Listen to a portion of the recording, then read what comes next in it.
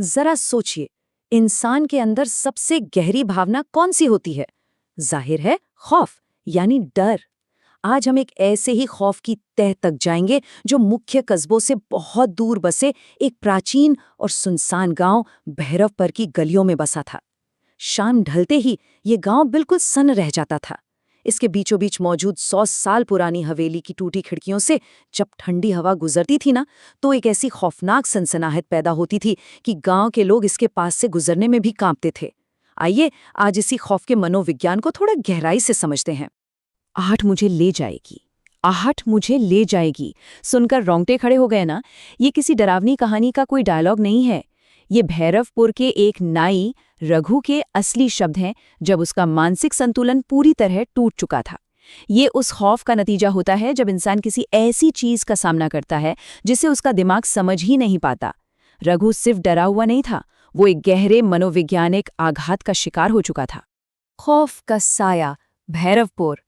तो आखिर इस खौफ की शुरुआत कहाँ से हुई? चलिए इसे समझते हैं।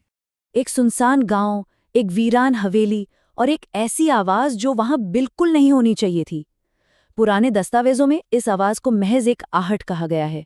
कोई चीख नहीं, कोई दहाड़ नहीं, सिर्फ कदमों की आहट।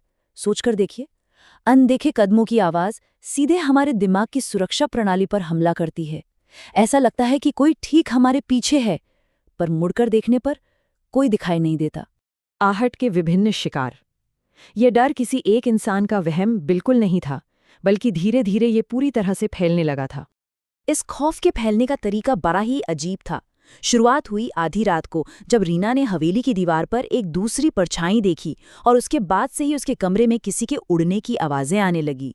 फिर अगली शाम जब रघु अपनी दुकान बंद करके लौट रहा था, तो उसका पीछा एक गहरी हरी चमक वाले छोटे साये ने किया।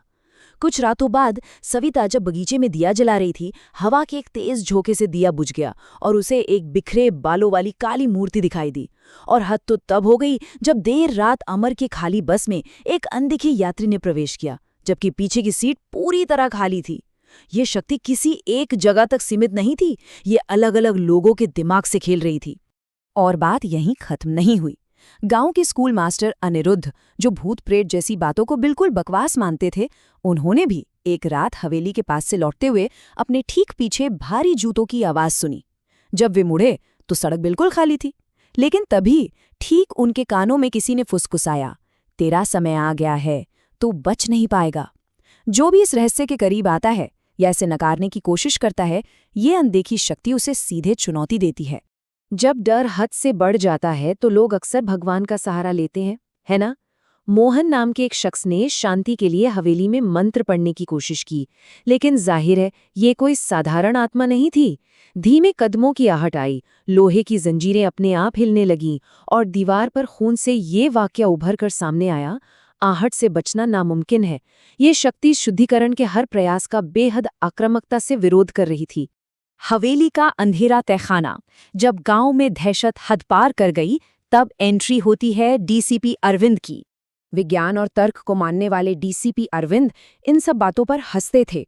रात के अंधेरे में जब वो हवेली पहुंचे तो सन्नाटे को चीरते हुए एक आवाज आई, रुको, वहां कौन है? और अचानक उन्हें लगा जैसे किसी अदृश्य शक्ति ने उनके कंधे पर हाथ रख दिया हो।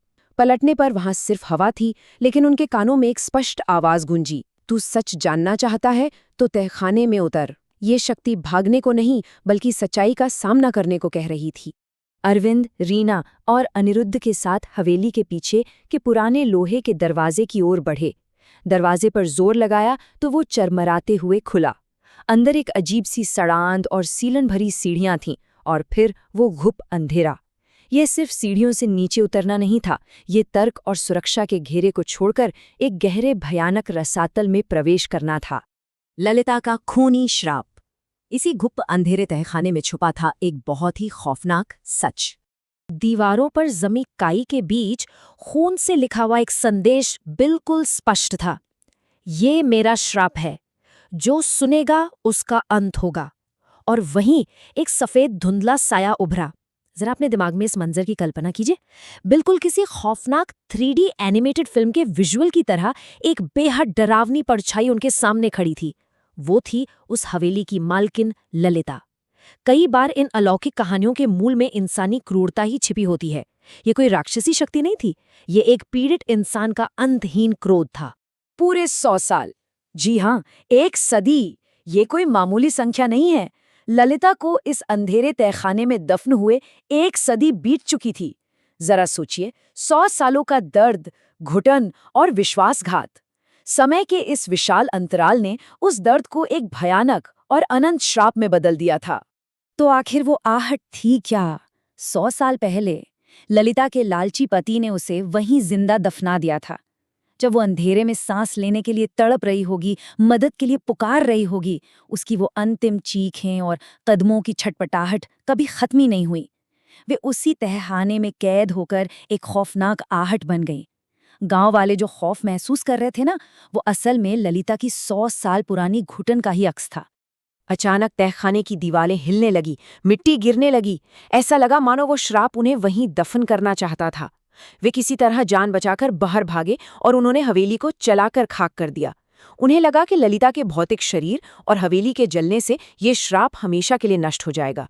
अगले दिन सामूहिक पूजा भी की गई।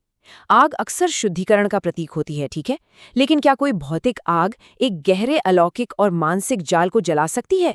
कभी न खत्म होने वाला खौफ। कुछ दिनों तक गांव में शांति रही। सबको लगा कि बुराई भस्म हो गई, लेकिन असली खौफ इतनी आसानी से कहाँ मरता है, वो बस अपना रूप बदल लेता है। कुछ रातों बाद रीना जब अपने कमरे में पड़ रही थी, खिड़की से एक ठंडी हवा आई और फिर से कमरे के कोने से धीरे धीरे कदमों की आहट आने लगी। आहट अब हवेली से जुड़ी कोई साधारण आवाज नहीं रही थी। ये एक मनोवैज्ञानिक वायरस बन चुका था। जो एक बार ये आवाज सुन लेता है, उसकी जिंदगी कभी पहले जैसी नहीं रहती। ये वो डर है जो हमेशा इंसान के साथ साथ चलता है। हवेली तो जलकर राख हो गई, लेकिन आज भी जब भैरवपुर में ठंडी हवा चलती है और सन्नाटा छाता है, तो वो कदमों की आवाज किसकी है? असली डर किसी ईंट पत्थर की इमारत में नहीं होता, बल्कि हमारे अपने दिमाग की गहराइयों में छिपकर हमेशा हमारे पीछे चलता है। याद रखिए, कभी-कभी खामोशी में गूंजती आहटें महज हमारा वहम नहीं होती,